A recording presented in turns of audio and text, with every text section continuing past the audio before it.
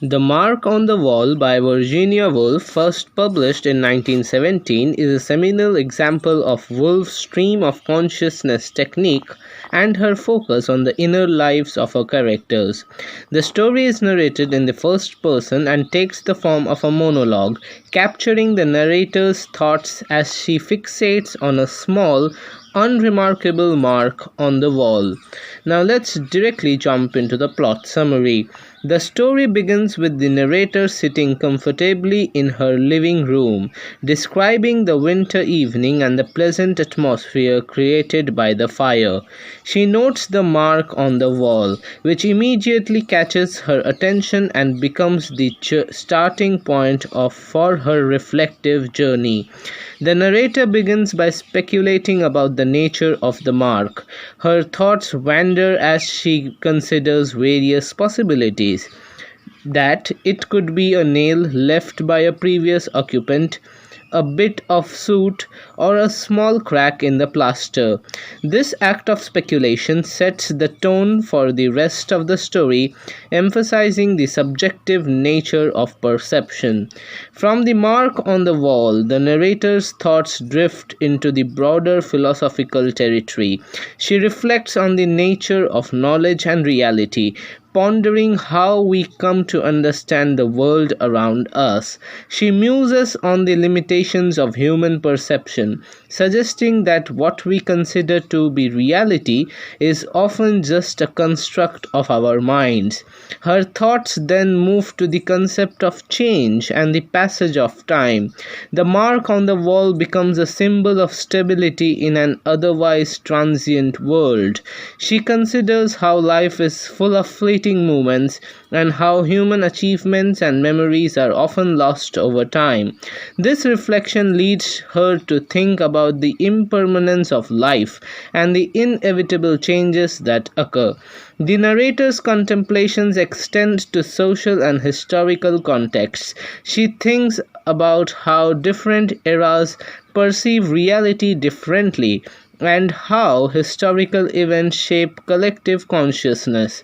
This leads to a critique of societal norms and the arbitrary nature of many social conventions. As her thoughts continue to meander, the narrator reflects on the value of introspection and the inner life. She finds solace in the act of thinking deeply and allowing her mind to wander freely. Her meditation on the mark on the wall represents a form of mental freedom, a break from the mundane aspects of daily life. The reverie is abruptly interrupted when her companion enters the room and identifies the mark on the wall as a snail. This simple revelation brings the narrator back to the concrete reality of her surroundings, ending her philosophical journey. The identification of the mark as a snail underscores the theme of perception versus reality and the sometimes surprising nature of truth. Let's now discuss the famous themes. The first important theme in this story is subjectivity of reality. The story illustrates how individual perception shapes one's reality.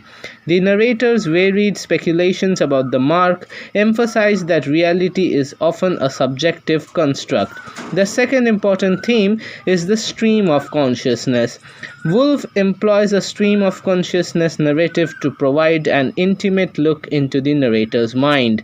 This technique allows reader to experience the fluidity of thoughts and the interconnectedness of ideas. The third important is the impermanence and change. The narrator's reflection on time and change highlight the transient nature of existence. The mark on the wall becomes a symbol of constancy in a world full of flux.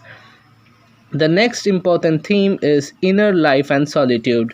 The story celebrates the richness of the inner life and the value of introspection. The narrator finds comfort and meaning in the contemplative state, detached from the external world. The Mark on the Wall, at last, is a richly textured story that uses a simple everyday observation to delve into complex themes about perception, reality, and the passage of time. Woolf's innovative narrative style and philosophical depth provide a profound exploration of the human mind and its relationship with the world. The story remains a powerful testament to Woolf's literary skill and her ability to capture the nuances of thoughts and experience.